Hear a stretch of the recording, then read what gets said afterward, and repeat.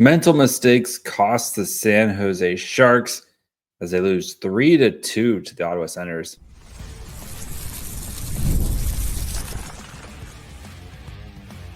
You're Locked On Sharks, your daily podcast on the San Jose Sharks, part of the Locked On Podcast Network, your team every day. Hello, welcome to Locked On Sharks, the premier hockey podcast covering your favorite team in the Bay Area. My name is JD Young, caretaker at The Reef, also the co-host of Locked On NHL. And I want to thank you for making Locked On Sharks your first listen, proudly part of the Locked On Network, the number one sports podcast network where we cover your team every day. And if you want to be an everydayer, all you have to do is just follow along wherever you get podcasts. And of course, you can watch on YouTube as well. The San Jose Sharks lose tonight 3-2 to the Ottawa Senators in a game that saw the Sharks make critical errors at the worst possible time. They kind of get bullied in the second period for the most part, and just could not find any juice. So we'll talk about that.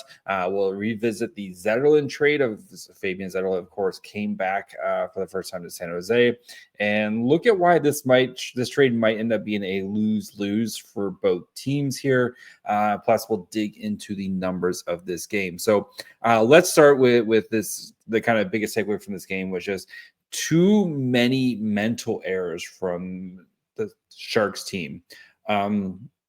And this is part of the maturation process of this team. That's been kind of the theme of this season so far, is this maturation process, where you have some nights where they are able to just do cool things and put up a bunch of goals, and some nights like tonight where you kind of get to a little bit more, physical, grindy hockey game, and you just don't have that extra gear. But I think for San Jose, just a lot of mental mistakes they could not overcome tonight. You start beginning the game, right? Macklin Celebrini makes this great play, gets the pass to Will Smith. Will Smith crushes, a play that we've seen these two make a bajillion times already, where Celebrini gets in the corner and gets it over to Will Smith, and Will Smith scores there. And looks like we're ready to go. The tank is hopping, and Will Smith jumps off sides, and it's a no goal, right? And it's one of those where Will Smith, if you're literally like half a second later, like you're still getting to the puck, like Celebrini's still finding you, you're going to be okay in that situation. But right, you could have been up 1-0 in this game and really kind of set the tone very early in this game. A too many men penalty when you're on the power play, you cannot do that. Just mental mistake there, right? Just horrible mental mistake there. Two of the goals coming based off just bad changes, where two guys are trying to get off at the same time. And there's just a breakdown in communication of who's supposed to get off and who's supposed to get on. And that's like simple stuff, right? For a hockey team, is when do I come off and when does the next person come on? You think it, right? 2 goals in a power play were killed because of just not even able to just get on and off the ice at the appropriate time. You look at like John Klingberg unable to clear the puck, right? The puck is sitting in front of the net. He is there. No one else around him, unable to clear. And Tim Stützle comes in like a wrecking ball and gives them the game winner. The Zetterlund goal coming off a bad change. Just mental mistakes like that cost the Sharks all night long. And a game where, like, honestly, the Sharks just didn't have a lot of juice in this game. And that's going to happen. Like, you're going to have your nights, right, where you're going to have your A game and the Sharks look awesome. They're going to put up 6 goals and the tank is rocking, et cetera, et cetera. And you're going to have your B game where the Sharks are, they're going to play good hockey for moments, and they're going to have some times where they struggle. And then you had tonight, which just kind of felt like just a C game grinded out. And I know it's the first night of a back-to-back, but just especially that second period where the Sharks really let Ottawa, one, just kind of push them around, and two, really kind of take control of this game.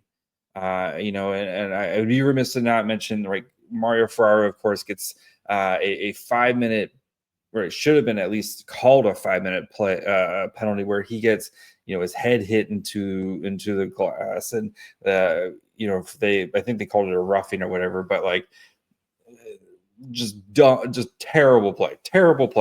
And credit to Ryan Reeves, he took care of that situation. That's what Ryan Reeves is there for. Also, credit to Mario Ferraro. There has not been a lot of Sharks players who I've watched in my career, or just my career, but just a lot of Sharks players who are as tough, like pound for pound, as tough as Mario Ferraro. I've plenty of criticism about Mario Ferraro. You will never hear me criticize Mario Ferraro's toughness. That guy is one tough man. But like, just in the second period, right, where the Sens were like, we're going to try to push you around a little bit here with some hits, like Orlov took a big hit, some of the other, just some big hits, and Sens finishing their checks, and the Sharks just didn't really respond that in the way that you would like, right? Especially with some of the players they have, especially that third line, especially that fourth line, where they have some bigger guys there, and you'd like them to kind of respond. And again, Ryan Reeves did his job, but was that the response you wanted? And you saw, especially in the second period, where the Sharks just could not find that extra gear. And again, part of that maturation process for San Jose is kind of matching that intensity level. And when a team, is able to take that next step in a game, that naturally happens. How do you respond to their response? And it was just a little disappointing that the Sharks just could not. And this has been a bit of a trend in the second period, right? This second period, about 17 minutes of 5-on-5 time, 28-10 when it came to shot attempts. And that was 20-10 in favor of Ottawa. Just really, Ottawa just really controlling the puck and doing whatever they wanted in that time. The Kings game was a little bit closer at 17-6, but you saw they did that in the third period. We've seen this kind of time and time again, where the Sharks, especially in the second period, and especially as of late, just unable to really match the other team, and not able to match them and find that extra gear as another team is kind of taking control of the game. It's just been a big problem for them over the past all season long, really. But you're kind of seeing it more and more as of late, of just the second period with the long change, the Sharks just kind of putting themselves in a bad situation and not able to, again, respond as the intensity of the game goes up. They're just not able to. So again, part of the maturation process of a team here is learning from these types of issues, right? It's easy for a team to come out, be ready to go, start the game on time. But as things happen and things kind of crank up, you have to be able to respond. And the Sharks just haven't got that counter punch. Not only that counter punch, but then able, kind of withstanding some punches, and then able to kind of fight back and settle into their game right now. And I think that's been, it's just something to keep an eye on here. And tonight was that second period, I think, is where things really, even though the Sharks scored, that second period is where things kind of really turned on their head for San Jose, and they just weren't able to kind of crawl back into this game. So we're going to, before we kind of dig into the numbers of this game, I want to spend some time to kind of revisit the Zetterlund trade. As Zetterlund came back tonight, scored a goal, and just kind of seeing how Zetterlund's done with Ottawa and how the Sharks, with their returns, how Sopchuk's done with San Jose. Would this be a trade that I think if we could go back in time and nix it, I think maybe both parties would be happy to do so. So we'll get to that here in just 1 second. Let's be honest, most of us can't even name all of our financial accounts, let alone what we're worth between 401ks, savings, and investments. It's easy to lose track. That can mean leaving money on the table. That's where Monarch comes in. It's an all-in-one personal finance tool that brings your entire financial life together in one clean, easy-to-use interface on your laptop or on your phone. Great thing about Monarch is it's easy to review everything with your partner. You can set shared goals and make better financial decisions together, but also keep your money your money. Monarch's visual dashboards and smart tools make it so much easier to understand where your money is going and how to make it work harder for you. It's like your own personal Puckpedia. Don't let financial opportunities slip through the cracks. That's code LOCKEDONNHL at monarch.com for 50% off the first year.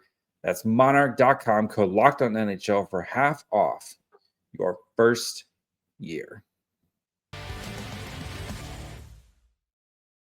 All right, before we continue, do of course want to thank you for making Locked On Sharks your first listen. Again, proudly part of the Locked On Network, the #1 sports network, podcast network. So if you haven't yet, perfect time to subscribe. We'll have reactions after Sharks games, of course. We'll be back tomorrow as the Sharks host the Bruins. We have interviews coming up. We got a pretty big one, I think. It's already in the can. It'll be coming out most likely Tuesday, Monday Night Tuesday. So that to look forward to. We got we'll cover prospects, plenty of great stuff coming up as well. So make sure you're following along wherever you get podcasts. And of course, you can watch on YouTube as well. So the Fabian Zetterlund trade. And, I think when you look back at Mike Greer's tenure, for the most part, he's done well with his trades. And even at the time, if they didn't look great, like as you kind of step away from them, he has done well. Even like the Timo Meier trade at the time didn't look great. Now Shakir Mukhamadullin, who's had some struggles this year, but you got Quentin Musty out of it, and Quentin Musty is looking to be a very fine prospect. That trade looked a little iffy at first, pretty iffy at first, but it has really kind of looked much better. Just some of the trades throughout where people just a little head scratchers here and there. But I think the Zetterlund trade is the one that most people would be like, that's probably the worst trade that Mike Greer has done because it just has not turned out super well, I think, for both teams, to be honest, right? So just as a reminder, the Sharks sent, they sent Fabian Zetterlund, Tristan Robbins, and a 4th-round pick in the 2020 NHL draft for Zach Ostapchuk, old friend Noah Gregor, and a 2nd-round pick in the 2025 draft, which ended up being Cole McKinney.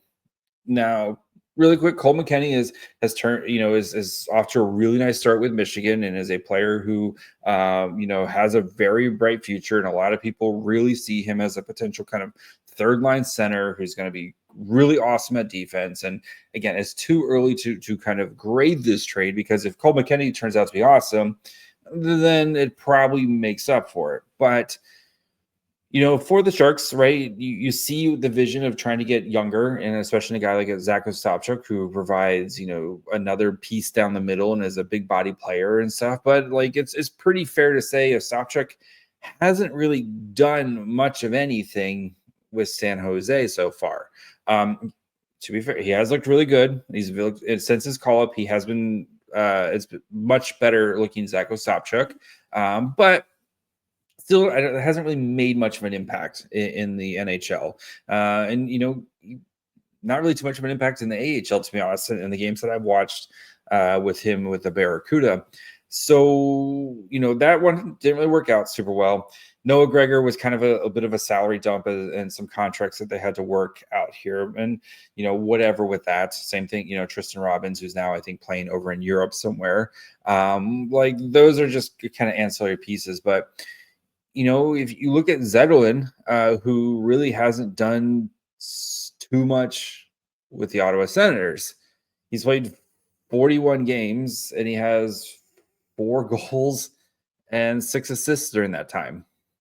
Just a reminder, before he got traded last year in the 64 games with the Sharks, he had 17 goals, 19 assists, and 36 points. So he's gone for, and the year before, in his full season with the Sharks, he was a 24 goal scorer with 24 goals, 20 assists, and 44 points. So, he was very much a like 20 goal scorer type of player for the Sharks. And now he's 2 or 3 goal, like he's gotten, a handful of goals. And yes, I know goals aren't everything in production, but that's kind of why you traded for Zetterlund, right? Is to provide secondary scoring.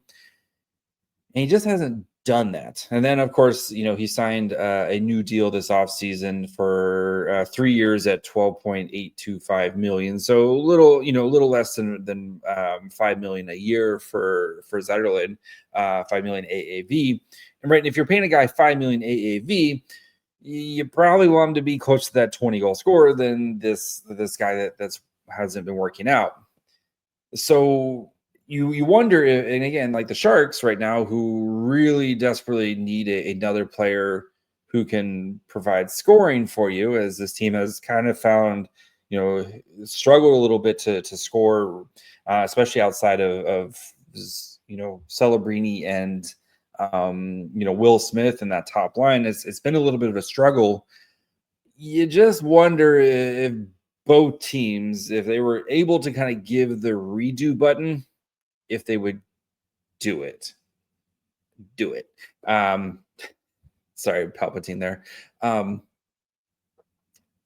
Again, if Cole McKenney turns out to be awesome, cool. But the Sharks team is definitely, performing above expectations. And I think it's harder to find a guy who can pop 20 goals than it is to find a guy who can be a competent fourth line center. And I think the Sharks have, kind of given up on, and yes, it costs way more money for the guy to have the 20 goals, but it's not like the Sharks were hurting for money this offseason, right? And you had to kind of overpay for some guys, but, and, a guy like, like Zetterlund, who doesn't miss games, right? And who's, was well liked in the locker room and well liked among the fans. It feels like this could have been one of those where maybe you don't, like, for both sides, right? Maybe you don't make the trade, and for the Sens, that gives you more money to do things elsewhere. You could have been active, like, I get why the Sens made it, right? But I think knowing what they know now, the Sens would probably 100% undo that trade, and then especially the contract. And I think for the Sharks, like, just having Zetterlund around, especially this season, right? And maybe you don't get Kurashev, or maybe you don't get Gaudette or something like that. But it's just like Zetterlund could have easily fit in this Sharks top 9, if not this Sharks top 6, and been an effective player. So it's. I think it's going to be one of this will probably go down as Mike Grier's worst trade. It's not the end of the world type of thing, but I do think, like, if both sides could undo it, I do think both sides would undo it. So, but I was happy for Zetterlund to get a goal and get off the schneid there, because I know it's been a bit of a struggle for him. Granted, I know it came against the Sharks, but Zetterlund's a really easy guy to root for. And, I think, again, most people who are listening to the show or watching the show do root for Fabian Zetterlund and do feel, probably feel the same way, where this trade is just not looking great, and I think it's not looking great for both sides, to be honest. So we're going to dig back into the game here a little bit more, talk about the numbers behind this game, look at how all the lines performed, all that fun stuff here in just 1 second. Let's be real, making excuses doesn't solve anything. We've heard them all before. It's just stress. I'm tired. Happens to everyone sometimes. So when it comes to performance, sometimes your body just needs a little extra support. And that's where Rougiette comes in. Rougiette.com offers fast-acting doctor-prescribed treatments for ED designed to help you stop making excuses and start making moves. Rougiette is super easy to get started. You just connect with a board-certified doctor 100% online. No awkward waiting rooms, no in-person appointments. And if you're prescribed, your treatment ships discreetly straight to your door. The process is fast, simple, and private. It's all handled by real doctors. So visit Rugiet, RUGIET.com/LockedOnNHL to get 15% off your first order. That's Rugiet, RUGIET.com/LockedOnNHL. Don't forget to use our code LockedOnNHL. That way they know that we sent you. Rugiet, stop making excuses and start making moves. And also, the NBA is back, and there's no better place to get in the action than FanDuel, the official sports betting partner of the NBA. So you didn't miss the start of the game or just want to ride the hot hand, FanDuel's live bets on everything from who's going to score next to fourth quarter comebacks. Plus, you could even combine your live bets into a same-game parlay for a shot at a bigger payout. It keeps every game exciting, especially when your team's making that late push. So right now, head to FanDuel, and they'll give you new customers will get a $300 in bonus bets if your first $5 bet wins. So head to FanDuel.com to sign up today and play your game with FanDuel, the official sports betting partner of the NBA. All right, before we finish up, do of course want to thank you for making Locked On Sharks your first listen. For your second listen, go check out the Locked On NHL Game Night. They cover every game, every night until a Stanley Cup champion is crowned. You'll get local analysis on a national scale. Find NHL Game Night on Locked On NHL on YouTube, wherever you listen to podcasts. Okay, numbers behind this game. So 40 minutes of 5-on-5, a lot of penalties in this game. The Sharks and Sens both had 5 power play opportunities, plenty of 4-on-4 time, a little bit of everything in this game. Shot attempts 45-25 in favor of the Sens. Actual shots at 5-on-5, 22-11. That's just not going to get it done for the Sharks there, right? Just 11 shot attempts at 5-on-5. Like, I know the Sharks team is very much quality over quantity, but you can't 11 at 5-on-5. Not great right there. 26-16 scoring chances in favor of the Sens, 10-8 high danger chances, and then 2.34 to 1.48 expected goals in favor of the Sens. I know, like, the third period is a hot mess because there's a bajillion penalties there, and then you have the when the Sharks pulled the goalie to try to kind of get back into to try to find that tying goal. But you got to do better at 5-on-5, right? Because the majority of the game, even a game like this where there's a bunch of power plays, there's still 40 minutes of 5-on-5 time, and you have to be you can't win a lot of games when you're just not getting that low of shot attempts at net. So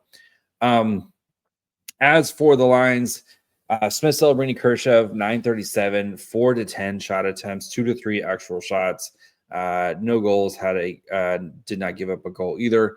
0.13 to 0.27 expected goals for, 3-6 scoring chances, 1-3 high danger chances. I think the Sens did a really good job of kind of shutting this line down, and you saw as best they could. They tried to match this lineup tonight, and they just could not get much going, and with the exception of the goal that was, of course, overturned for them. Macklin, Wenberg to Foley, 826, much better, 7-4 shot attempts, 2-3 actual shots, though, 0.13 to 0.09 expected goals, 4-2 scoring chances, and 0-0 high danger chances. You saw glimpses from this line. Congrats, like Wenberg, who I thought Wenberg scored the goal, not Goodrow, but whatever. This line can. I still want to be patient with this line because I still believe in this line to be an opportunity for them to create some more offense, as the Sharks need to find a line that can create some more offense, consistent offense. So I still want to be patient. I think there's something there with this line, but they gotta find something here soon. Graf, Delandria, Gaudette, 643, 7-6 shot attempts, 4-2 actual shots, 0.16 to 0.08 expected goals for, 2-1 scoring chances, 2-0 high danger chances.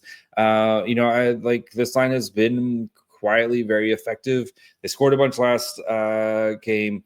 Dellandrea had is there any, I tweeted this out, but is there anybody's stock who has risen more from where it was this offseason to now than Dellandrea? Because you go back to this offseason and people wanted Dellandrea out of here. And now Dellandrea has become a very good third line center for the Sharks.